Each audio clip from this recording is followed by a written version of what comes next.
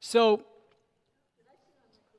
last time, and I've got to admit, I didn't find what I thought was a good enough explanation of their research methods. That was one of the questions that we kind of ended with last time in terms of what was the research. But I'm sure there's websites. And actually, if you're keeping up with this, Robin Danick is keeping up with our with this, and she has websites that you can go to and get more information. So if you paid attention, that it was in the last or probably two chimes ago. There was information there about that. Okay, so I just I'm so worried about people and plagiarism. I just want you to know that this is full of stuff from the book itself. So it's not meant for public. I was really nervous even putting it out on the internet. But hopefully my introduction will say, look, this is all from them. But 51% of the dechurched evangelicals surveyed said that they would one day return to church. 18% said they are very willing, and 33% said somewhat willing. And that's a ray of hope for us, even though it's bleak with millions of people, tens of millions of people leaving in the last 25 years. And what they found out was there was 3 sociological categories that helps to define a church. And I thought I'd check you out on this. But those 3 areas are belief, belonging, and behavior. And really, what's really important between those 3 things is consistency. You know, people don't like hypocrisy, right?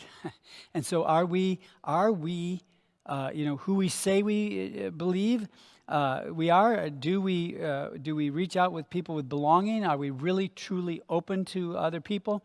And does our behavior reflect our beliefs and our mandate to belong? So we would... So under belief, I like this first statement, we would be wise not to interact with the dechurched as we might with our unchurched friends, assuming that they have no faith.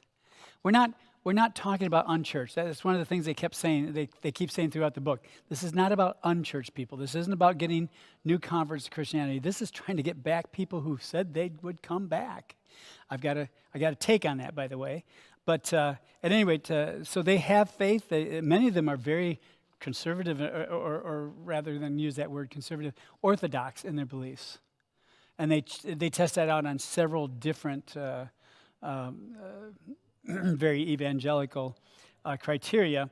But what they're saying is that these are people who have faith. They just aren't living up to it, and they're not really, as much as they like to point the finger, and this is where I really don't want to say anything disparaging, but they'll point the finger and say, we're hypocrites, but they're the ones who say that they believe in God, they believe in Jesus Christ, but they don't believe, and they don't see that as a non sequitur. They don't believe that the church is necessary part of their life, you know? I mean, it's just kind of the way I'm reading it. So, and we're just telling them that they should go back to church. We're inviting them, though. And that's a key thing. Somewhere in the book, and I said, this is something I think I'm going to say. People are not projects. They're people. Yeah. What's that? Most have gone to. Is that a library book, or do you get it online? Amazon. It's what is it? $16, $17? Might be a little more. It's not a widely published book. I mean, it's not. Yeah. So yeah, I've got mine here, but yeah, it's. I don't know. I don't know what it was, but yeah. So it's probably between $16 and $20, but okay. And what you've got here. So belief is one thing. Yeah. Oh, sorry. Yep. Okay, repeat the question. Okay. The question is, where do you get the book? And the book is, I got it on Amazon. Andy got it on Amazon. So, and we'll know the price in just a few seconds here. So belief is really important, and we don't want to relate to these people as they know nothing. These are people who were once in the church. They have their beliefs. Belonging is another is the primary pain point for many dechurched people. They felt that the church didn't have a place for them. They felt that they weren't welcomed. So belonging is a huge issue. The two questions that we need to ask these folks and ask them honestly. What made you leave, and what would entice you to come back? Just say, what is it that you'd like to see us do?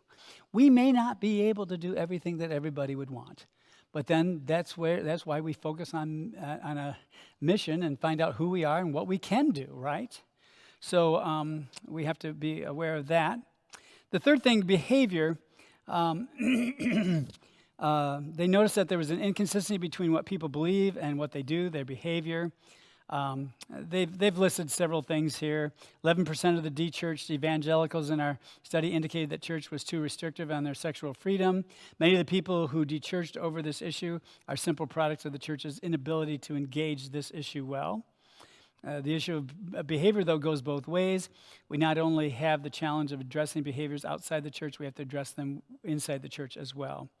Many dechurched people cite hypocrisy as one of the reasons they dechurch. So if we look at the holisticness here, we need all three of these things to work in concert, to form a way of engaging with people, to speak of their beliefs, to talk about their sense of belonging and what would allow them to come back and engage with the church. And finally, what is the behaviors that are consistent with our faith that they would find meaningful in their life? And then there's just a little bit there. We got to have all three of those things in place. Here's where it's really interesting, I thought, the relational wisdom chapter. Relational wisdom. When we zoom all the way out among all 40 million people who have dechurched, the one problem that becomes clear from our survey data is relational incompetence in both churched individuals and churches themselves to relate to people at risk of dechurching. The good news is that we can grow and change our ways of relating to others. And there are 6 key awarenesses. All right. 1669. So $16, between 16 and 17 bucks. So there you go. We decided not to make it available because we didn't know if most people would want to probably just talk about the issues. But so the 6 key awarenesses is God awareness. The opening paragraph of John Calvin's Institute of Christian Religion is nearly all wisdom we possess. That is to say, true and sound wisdom consists of 2 parts: the knowledge of God and of ourselves. So that's important. So we have to have a knowledge. We have to have a God awareness. What does that mean? It means that we have a working knowledge of God as our creator. You can look to our creeds as our creator, as our redeemer, and as our sustainer. So we have this God awareness, right? We also believe that God holds us to a certain standard, I think would be part of our God awareness, right? Self-awareness is, we can have a self-awareness only if we first have a profound awareness of God. That would be that whole, we're not the creator, we're the created. We didn't make God in our image. God created us in God's image, created us in God's image. So we might lack, if we aren't aware of God in our interactions with the dechurch, we might lack self-awareness and by esteeming ourselves too much and thinking of the rechurching those who are solely dependent on us and our efforts. This is a God thing. This is God working in their life, and we are just to be there as a way in which they can come back into God's presence. Here's that quote: "People aren't projects; they are human beings who bear the image of God." So that's self-awareness. So you got God awareness and self-awareness working in concert with each other, that we have a healthy understanding of who we are, created in God's image. And then the other awareness is the most natural fruit of both God awareness and self-awareness, is then we go to other awareness. So if I'm aware of myself, if I'm aware of God in my life, then I can become aware of others and what are their needs. And how does this all happen? How do we get this self-awareness? It's one of the things I have thought about as I put some of these notes together. How do we learn about these awarenesses? We just talk. We just have conversation. Could be, yeah. Yeah, there might be a, yeah, sure. Eventually they realize that they are not the center of the universe. Right. Dad have other needs, and hopefully they will get introduced to God. Oh, I'm sorry. I'm sorry. Shoot, I'm not being very good. Here, Sally, say it again, and then pass it to. You're gonna be responsible for passing it to the next person. Go ahead. Little children are self-aware. I believe they are the center of the universe. They're aware of themselves. Slowly they become aware that there's other people around them that have different needs than being my slave, to the princess. And hopefully as they grow, the parents will introduce them to God awareness. But even if not, if you go out and look at nature and start to be a critical thinking person, where did all of this come from? As you're in school, you learn about biology and plants and animals, and you may not know that it was God, but somebody had to make all of this. So I think it's as we grow up. Yeah.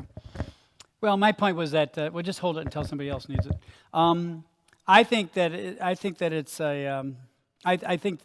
true, but I also think we have to communicate about these things. We just don't. We assume what we think other people know, and that's the problem with other awareness. We can't assume anything about them. We have to talk to them. We have to learn about them. We have to. One of the most beautiful things that I've had in my life in the last couple years, as we tried to be more inclusive and get ahead of the denomination in terms of its stance on inclusion, issues of inclusion, is that I've been able to talk to some people. And the conversations with people from the LGBTQ plus community, as well as our black friends here, I just talk to them, and I learn tons. And I hope I become a better human being. And so I kind of feel like sometimes my fires are my feet are held to the fires, but that's a good thing, don't you think? I'm looking at you, sister, because we've had lots of conversations, and I appreciate that, and that's necessary. Is it on? As I hear that, Sally, I think you're right to some degree, but like I think about my one brother that I'm really, really close to, and yet I think that he still lives with a lot of his self-awareness. He's a 60-some-year-old baby in some ways, because his world is all around him in so many ways, and the more he and Andy spend time talking, it helps him to realize and open his world a little more, and that makes his world bigger. And so, in those ways, I agree so much with Pastor that the more we talk with each other and share our world with each other. And yes, we do have lots more conversations. There's so many things about, we can't climb into each other's worlds until we do have those conversations. Right. Ooh, that's a good way to put it. We can't climb into each other's worlds. So we got those three awarenesses: God awareness, and coming together with self-awareness then creates this other awareness. Then there's three other ones. Emotional awareness is in this pandemic age of anxiety and depression. We have to be aware of the emotional state of those with whom we're relating. I mean, that's just plain sensitivity and be aware of our own anxiety.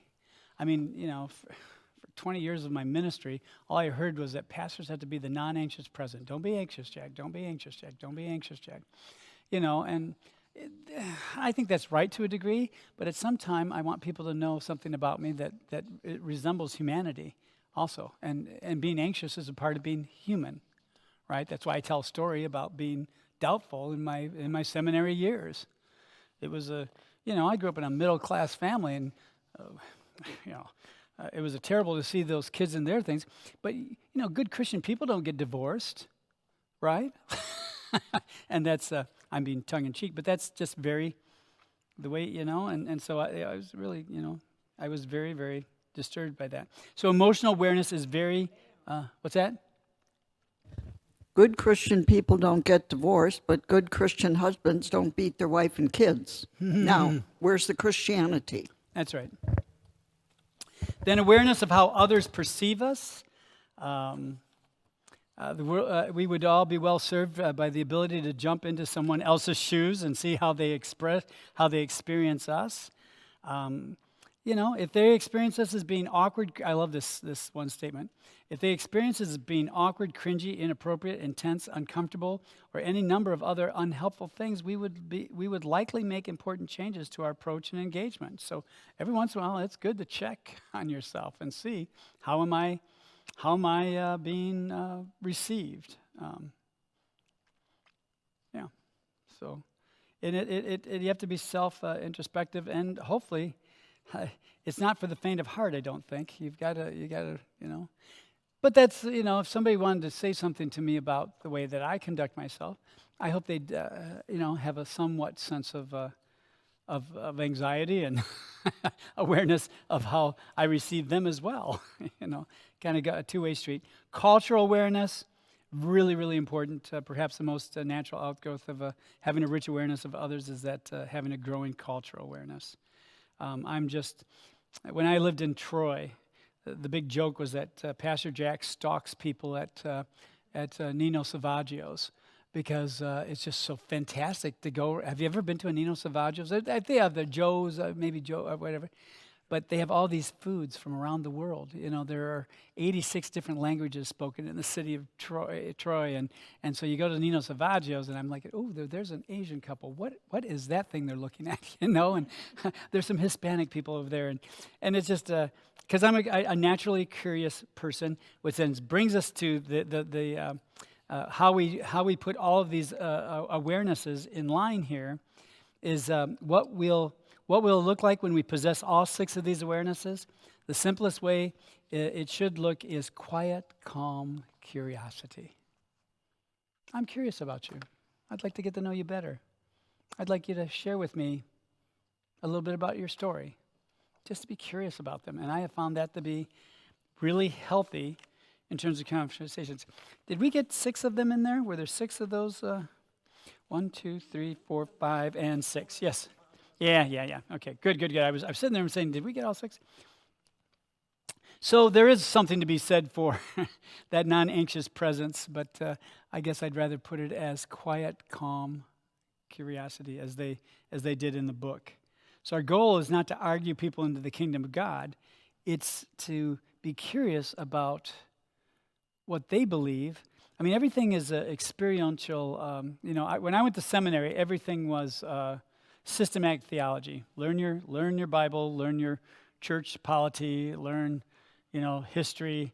It's systematic. It's everything's got a system. And now it's what we call experiential theology.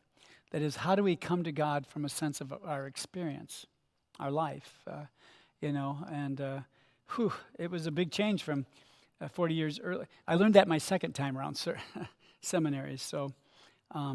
So look at folks and find out what their, Microphone? I think you learned that second lesson because... It's not there. Is it not on? I think you learned the second lesson, Jack, because the first time around wasn't working. No, it worked for a long time because in context, I was in seminary for 20 years before that, and then it worked out very well. But then the second time around, the church had changed, I had changed, the world had changed, and so I thank God I got there in time to make it work for a little bit more. So, I'm not going to spend much time on the missed generational handoff. Although I truly believe they get really judgy in this chapter. Have you read that chapter yet, Andy? The missed handoff? The missed generational handoff yet? I don't know. I think it's chapter 10 or it's...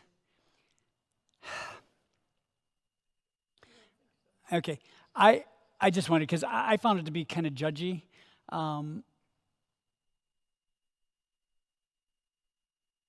I was here for probably 2 or 3 years before I realized that, you know, as Ruth and I would go out and maybe have dinner out, and we'd see a family, and I said, well, criminy, they got kids. I mean, adult kids. They're out with their adult kids, and I'm thinking, oh my gosh! And I say, hey, I saw you out with those of your children, and I says they live right in this area, and I do truly believe the church has failed in terms of handing off the faith. I mean, it's one of our jobs of handing off the faith to younger generations.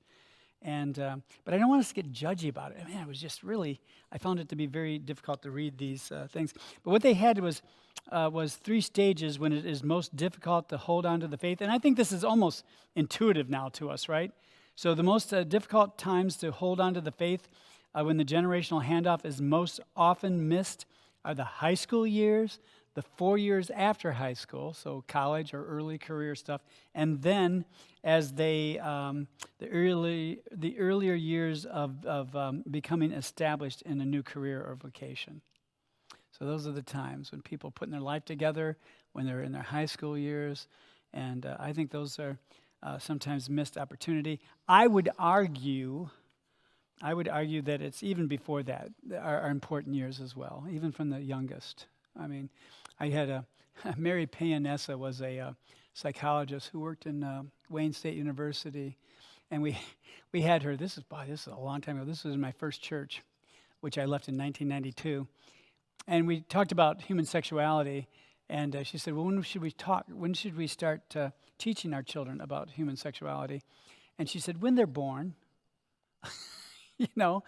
When they're little, don't use silly words to describe body parts. Use adult language. Raise them up. Just all kinds of things. I've thought about that a lot in terms of just, and I think it's the same for our faith.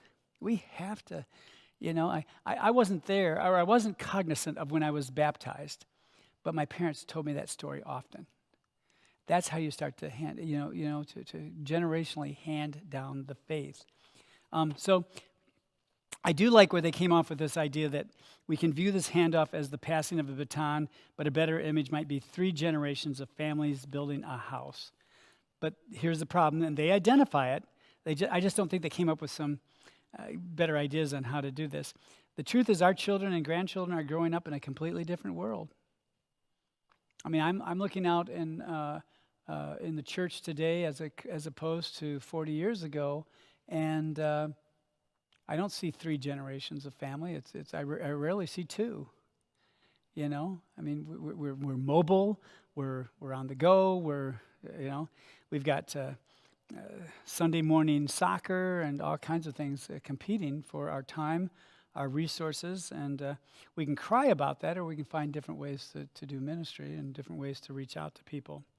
But that handoff is important, and I do try to tell people. I think that's something where I need to work more in the church, because we've got some people in the church say, well, I'm not gonna have my child baptized. I'm gonna wait till they get older. And I said, well, do you think they'll really make a decision for the church if you're not raising them in the church? I mean, you gotta.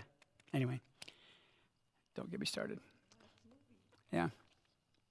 What's that? Go ahead. Oh, she wants to. I think that Is it? We're not. Can we just leave this on? We'll just let it be bumpy and. I don't know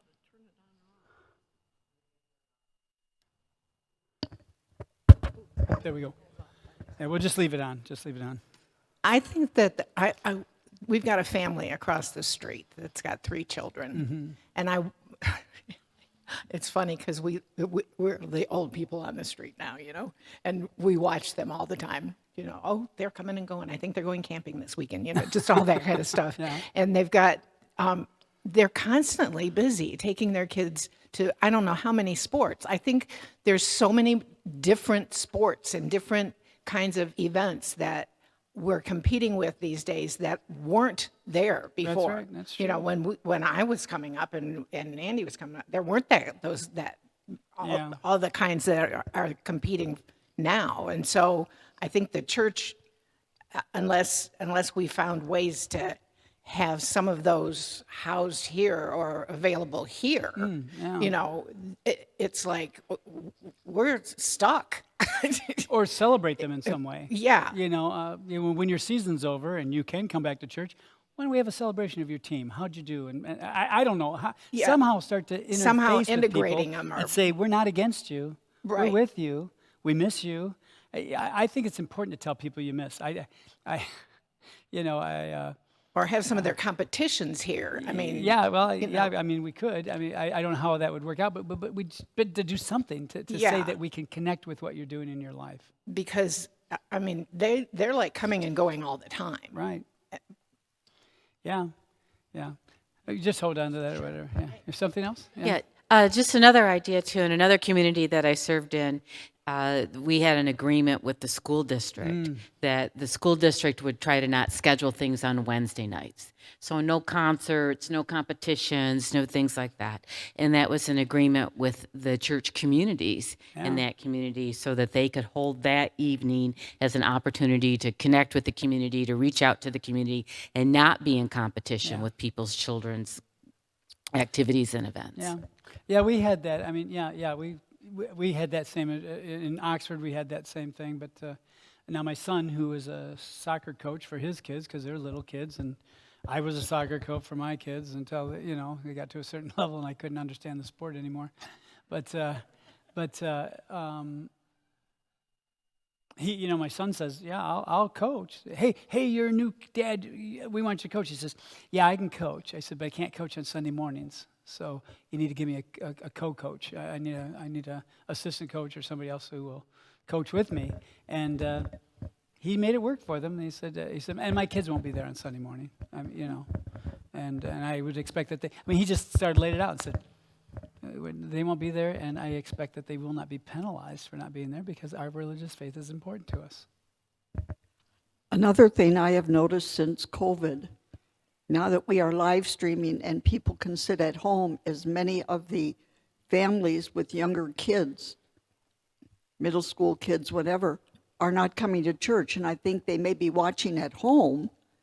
I don't know if in the when they do the connection card, if you can separate out the ages of, who is watching online. But I am hoping they are watching from home, but they have not necessarily returned physically to church. No, that was the slowest. That's been the slowest comeback, and frankly, one of the biggest surprises of COVID is that it was our young families that did not come back. I mean, our older people kept us from. A lot of our older members did not want to come back initially. They certainly, there were some churches that only closed for like a couple weeks, and then they were back at it. I think even the Catholic diocese, I would think, were back in church within the first 6 months. But then we waited a full year, and then we came back to church, and but it was. Yeah, it was. That's the slow group. Yeah, and that brings us right on. If you're on page 5, is what are our messages for the dechurched, and they do it according to issues. The whole book comes from a desire to get better at engaging people who are dechurched casualties and many who are casually dechurched. So how do we engage? I like this. Helpfully. That is the operative word. And he gives us the whole thing of Paul at the Areopagus.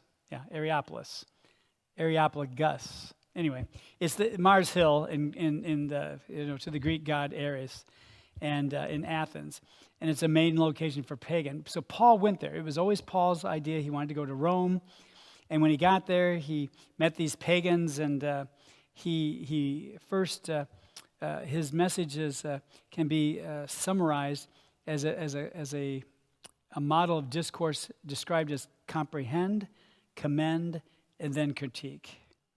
And so these issues that really have divided the church and caused people to leave the church are the political issue, the hurt issue, the streaming issue, the abuse issue, the isolation issue, and the belief issue. So all those different issues where, what is the message that we can share with them?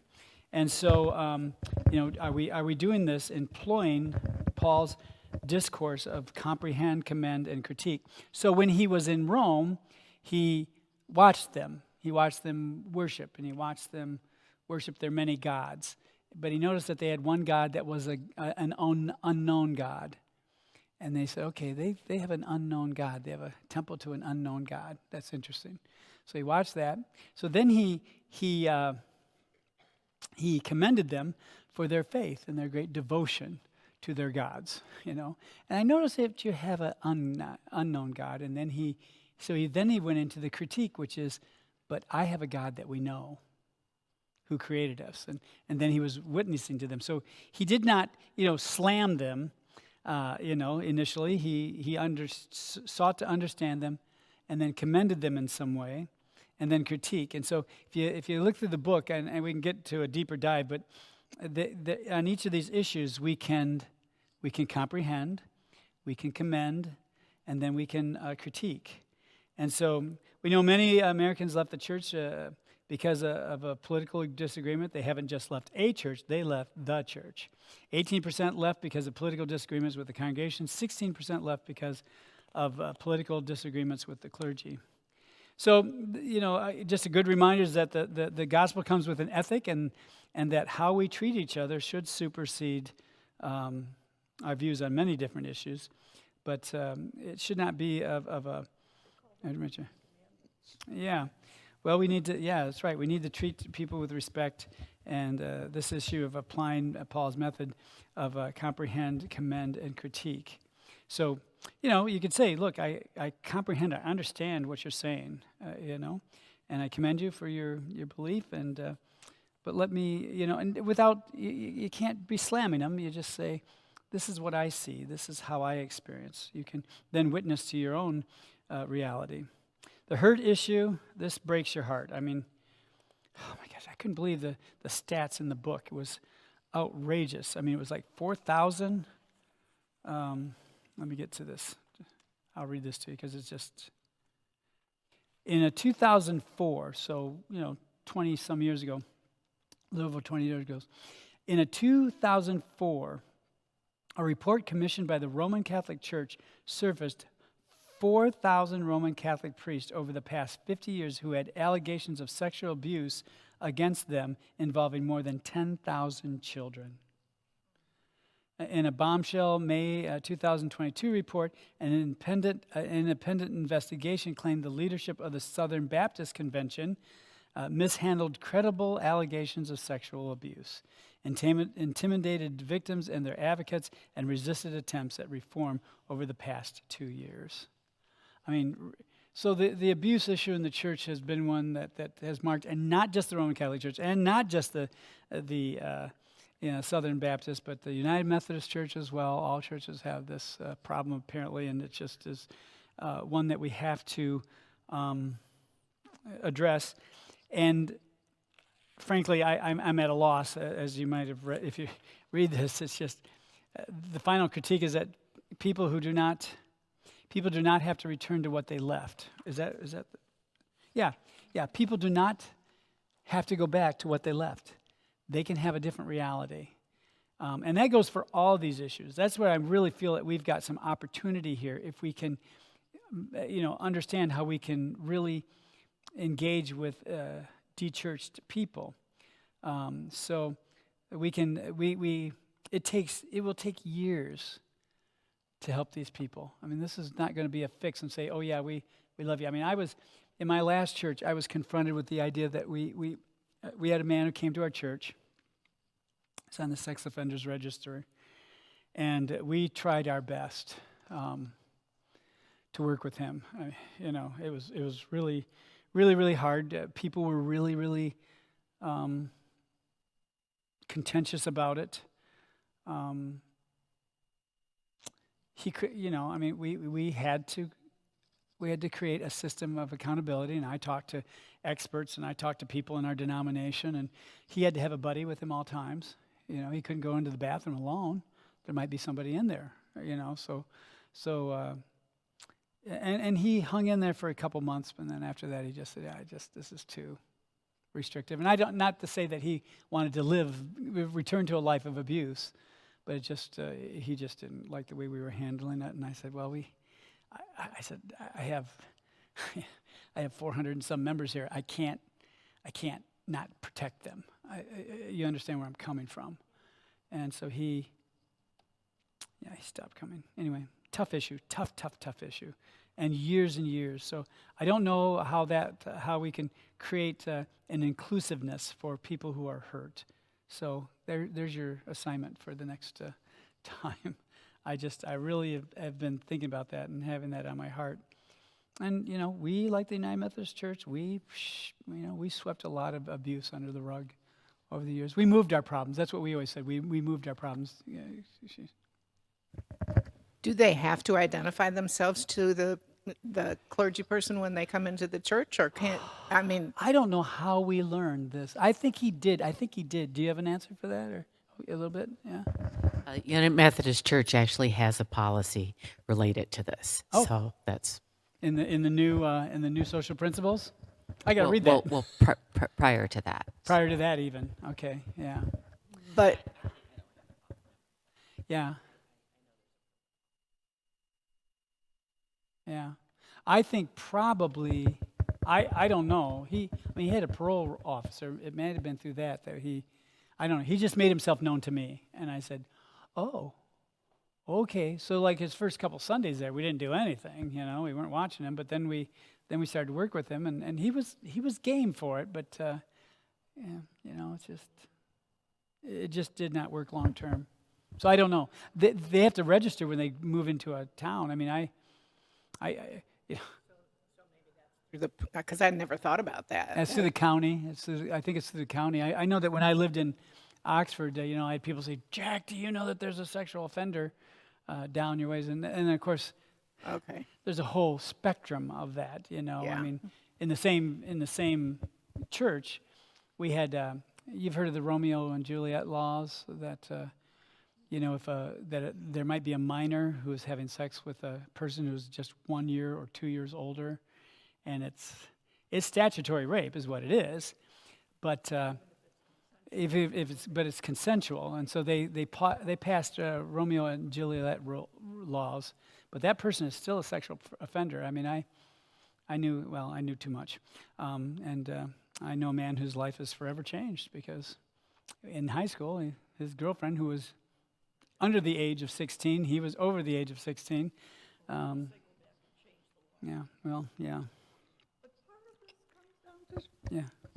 A lot of this comes down to sex education. You have to tell the kids what the rules are. Yeah, could be. Yeah, there we are. Streaming issue. This is where I kind of departed with them. We have enough data now that to see that streaming fuels consumeristic church, enables laziness, and fools people into thinking they're being nourished and built up. Online church is the Cliff Notes of worship. It's a cheap substitute. So if you're joining us online, I don't know what to say to you other than I disagree with that. Streaming is just streaming. It's a way that we connect. I don't know why we had to have just really judgy on the streaming issue, and I do recognize that online church lacks the human touch and presence of in-house worship. I don't agree that it's a cheap substitute.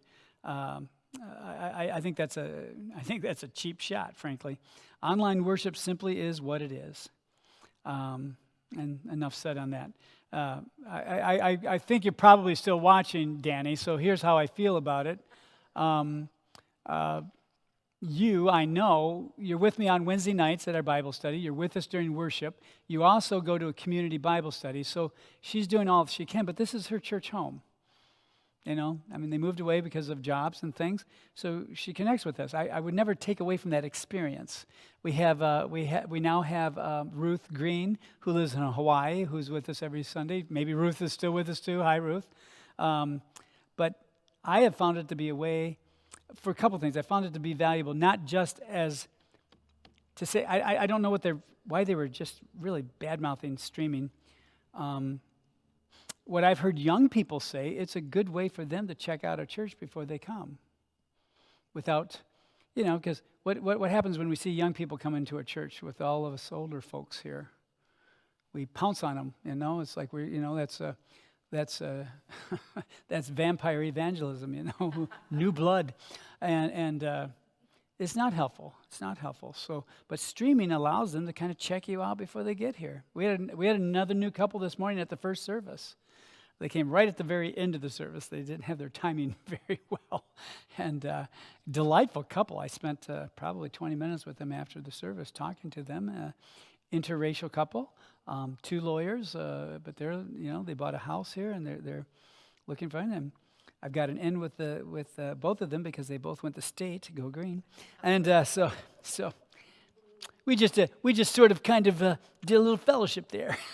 We had a good time. So, but they're very, very nice young couple, and both went to law school, and they're engaged to be married. So you can see where my mind's going. I said, "Ooh, wouldn't that be fun?"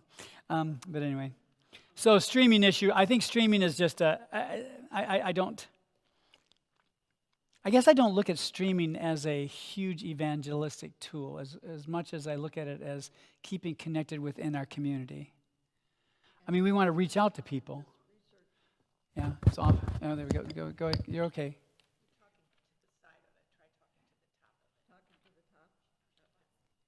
I think you switched something. Yeah. Hello? Okay. This research study was done in 2022, just at the end of COVID. Right. And so people were used to Yeah. streaming. And I appreciate, when I was visiting my sister once, I went to church. She's up in Marquette, and I went to church here. Yeah.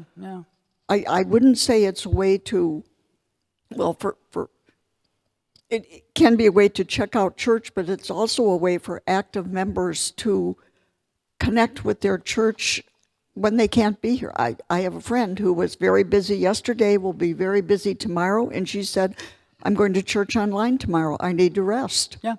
Ruth joins us online today. She just did not have the time. There was so much work that she had to get done today. She said, "Honey, I'm going to be home. I'll watch you online." I said, "Okay, babe. It's done." So that's just the way it is. I think it just is. I don't know why we. Anyway, I think it has its place. I think that it's 2 separate kinds of church. Yeah. And that's why, because to really feel the whole feeling of the Spirit, you feel the Spirit differently in church than streaming. There's no doubt. Streaming is connecting with the church when you can't be here, and that's great.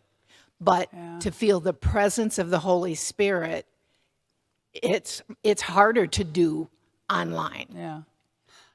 And for me, that's the separation and the difference. I think I don't necessarily look at it as either or. I mean, in my experience, my dad and I sat down. It was a dad and son time. We shined our shoes for church, watching the Rex Humbard Hour of Power out of Ohio. I don't know if you remember that, Rex Humbard. Yeah. So he and I would watch Rex, listen to him preach, and then we're buffing up our shoes for church, and then we went to church. It was just, it was your appetizer. So it was it was something appetizer. I do remember though, and I have said to people, they say, well, I watch this at church, and I give them so much money a year. And I'm thinking, okay. I said, I did tell a parishioner one time. I finally just got fed up with. They wanted me to be more like this televangelist, and I said, yeah, that's me. Yeah, he's 6 foot, 4, full head of hair. Yeah, I'm going to be him. No, well, I'll have to go on my whatever, some other things. But I said to him, he's not going to do your funeral. I was naughty pastor. I said, and that's a quote from a book actually. It says, you can love. Who's the guy out in California, the Crystal Cathedral? Robert Schuller says, Robert Schuller's great. He's not going to do your funeral. he's not your pastor, There's a different relationship there, amen? All right, here we go. Let's move on to isolation issue. I think that's tied to the streaming issue. I think it's tied to... The authors approach this issue from the perspective that isolation is primarily the result of busyness. I'm not sure I agree with that. I think some people, Ruth and I went out to dinner last Sunday after service, trying to get our stickers, right? So we're out there trying to get in stickers for the, this is restaurant week here in Waterford.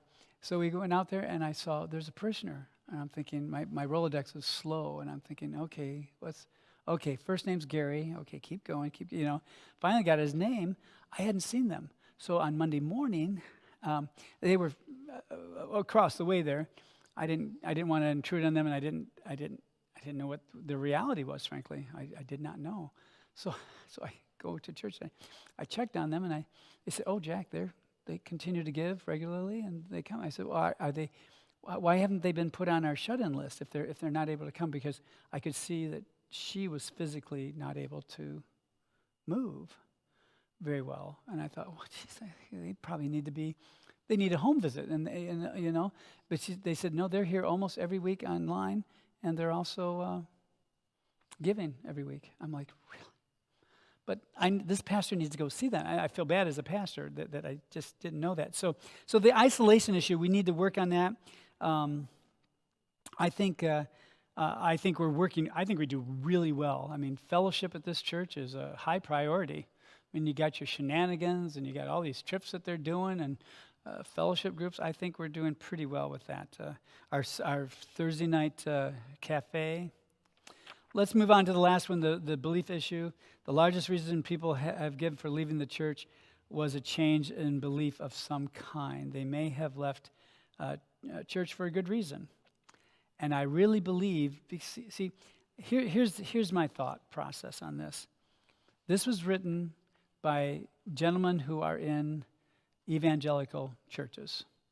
And the evangelicals are the last to experience this dechurching thing. So they finally go out and they put something out here. They write this book. And I think there's a lot of good stuff there for us to think. But if people have left a church for another reason, I'm not too proud to say that, well, there are other churches. And they say that in the book. They say, you don't have to go back to what you left. That if we as United Methodists believe, and I truly believe, as we are working and continually working on inclusion and issues of sensitivity and cultural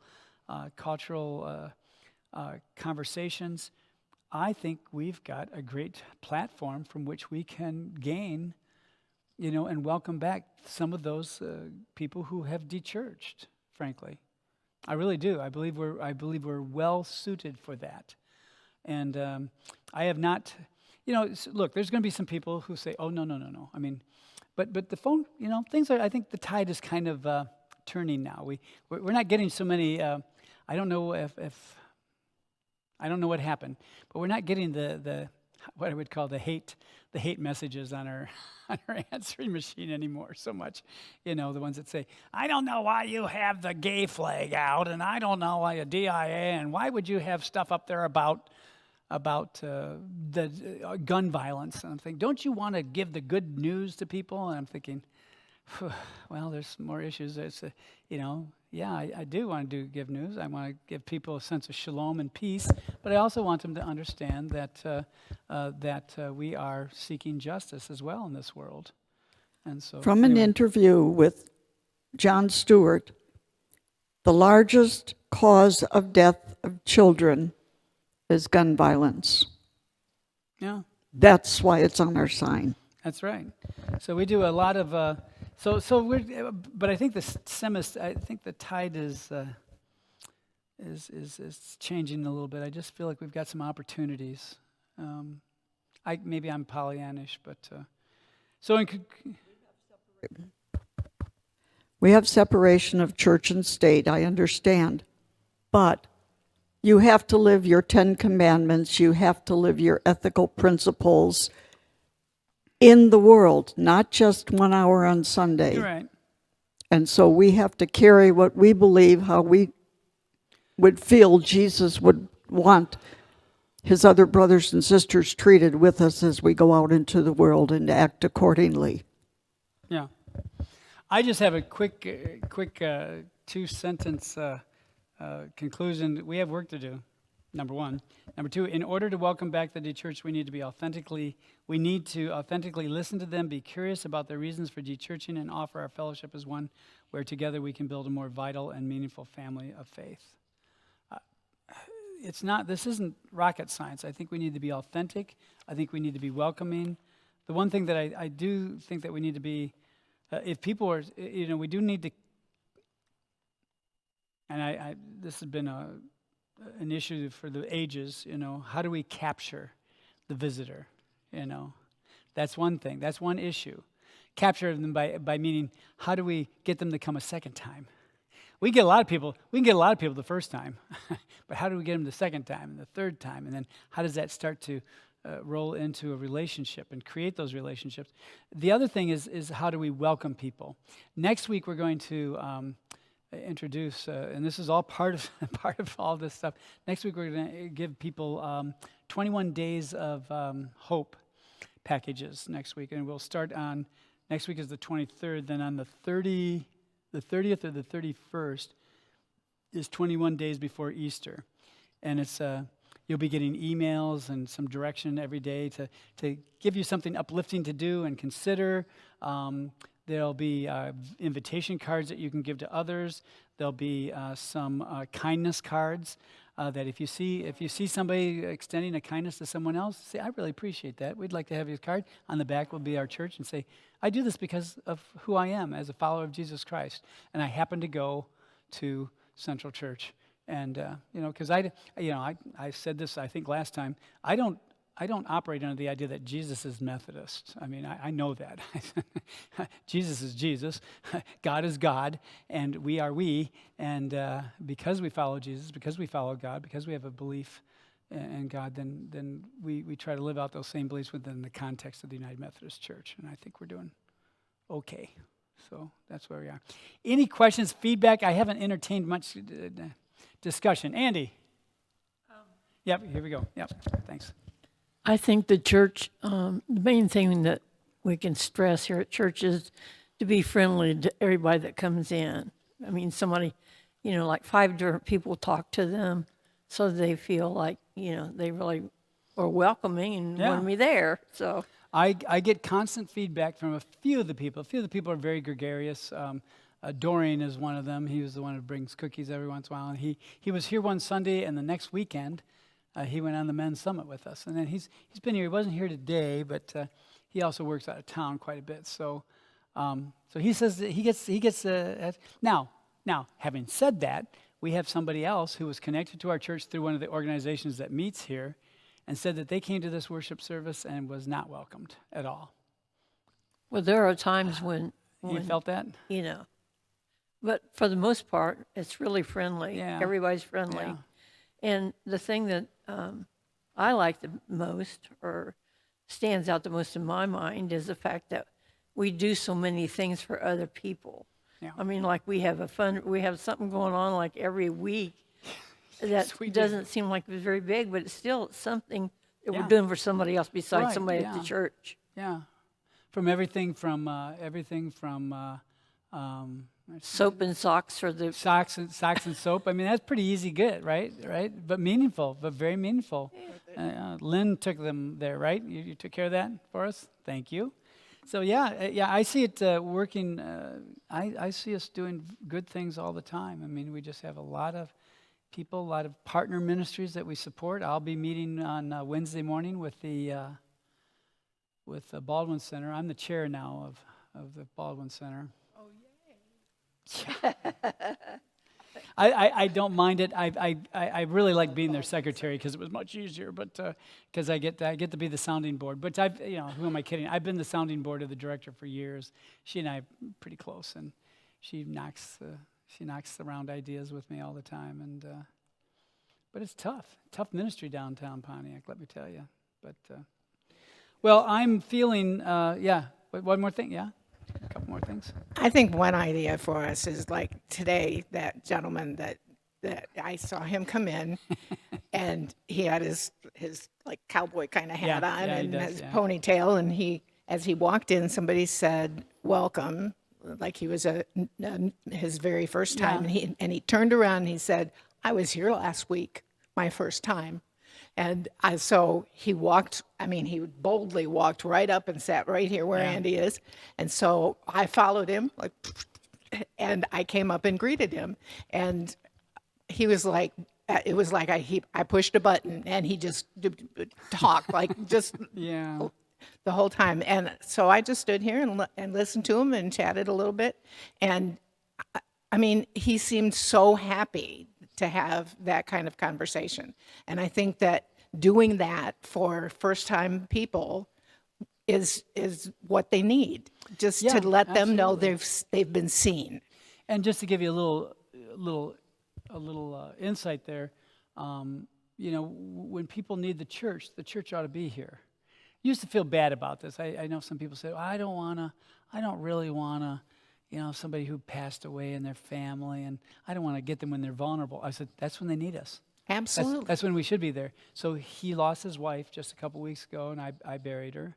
I was just a happenstance meeting. They had me, family who doesn't have a church, pastor who was willing to do the service. I went and did the service, and here he's coming to church now. And he just, today as he left, he said, I want to transfer my membership.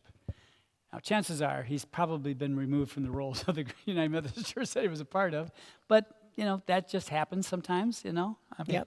That's our Methodist ways. But, huh? Yeah. Oh yeah. Oh, Dennis. Yeah, Dennis Fortier. Yeah, Fortier. Yeah, he lost his wife, and they reconnected to the church. Yeah. But it is. I've gotten a little more bolder in saying, yeah, you need to come. You need to be part of this. You need this fellowship that's here. We got people in the choir who are coming. Who, they're here because they're isolated. A couple of them, y'all know Fred. I think a lot of you know Fred. Fred just needs a family, and he's loving it here. We are. Yeah, he came because of you. Well, he blamed you at first. Yeah. I call people for the diabetic food pantry. Yeah. That's at Spirit of Grace Church. Mm-hmm. And he went there to a service, and he did not get the welcome that he expected from yeah. the church. He was very, very hurt. Oh. And when I was talking to him about the pantry, I just mentioned somehow it came out that I went to Central, and I don't know. He decided to Yep. come, and he just felt very welcome. Yep, he'll be at our new member class tomorrow night and finish up, and he'll be joining us. We're having a new member class join on the 6th of April. We've got a lot of people who are transferring membership. We have one person who came here, and she says, I'm here now, and I said, okay. And she says, I was a member here some years ago, and I said, okay. It turns out that we took them off the rolls like my first year here. I didn't recognize her. I didn't know who she was. We sent out letters to people. Do you know how the system works in Methodism? Okay, well, yeah, you do, yeah. So if you don't connect with our church in any way within 1 year, we send you a letter. We say, we hope that you'll come back. We would like to connect with you. We would like to have you here. Is there something that we can do for you? Please let us know. The great majority do not let us know. They do not. But some do. Some call back and say, I don't like you, Pastor Jack, or whatever. Some people have shared that, but I just don't agree with you on some things, and I think I'll wait until we get a new pastor. I said, okay. Sorry. No, you wait a long time because I'm a long-term pastor everywhere I've gone. So, can't go until I die. What are you doing next week? No. That's a joke. That's a joke. Don't you dare. We have too many witnesses. But that's Sally, my gig too, She says that to me too. I appreciate that, friends. Anyway, what was I talking about? People came, but this woman who came, so we're just going to reinstate her membership. That's all. That's all it takes. So, but something happened, and she needed the church, and we were here for her. So, and we've had others. We've got 2 former members who are bringing back their membership to us. So yeah, so that's cool. We've got some other folks, and it's been Fred's one of them, and we are. we are living up to what I believe certainly are my expectations, which are probably much lower than God's, but I believe that we're approaching God's expectations as well.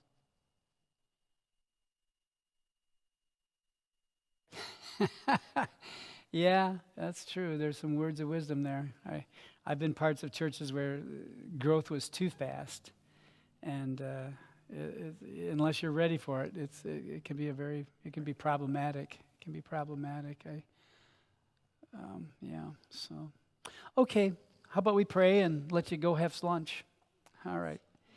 Well, gracious God, we do thank you for this day. We ask that your blessing be with us. We ask that your grace be all around us. And we ask that you give to us a sense of who we are and mold us, Lord. Mold us as the potter molds the clay and make something beautiful out of our church, that we can be vessels of your love, your grace, your presence for others, that they can drink from that vessel and just be filled with your love and peace.